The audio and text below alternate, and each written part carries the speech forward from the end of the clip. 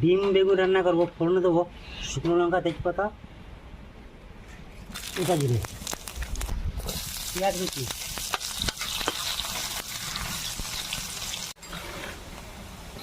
আদা রসুন বাটা, টমেটো, লবণ, হলুদ, জিরে, ধনিয়া, শুকনো লঙ্কা বাটা একসঙ্গে আমি দিয়ে দেবো। এখন দেবো ভেজে রাখা আলু,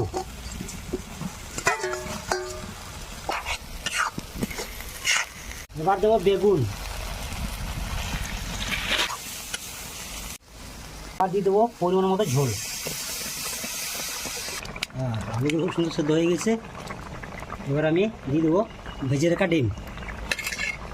ডিম বেগুন হয়ে গেছে, এবার গরম মশলা দিয়ে নামিয়ে নেবো।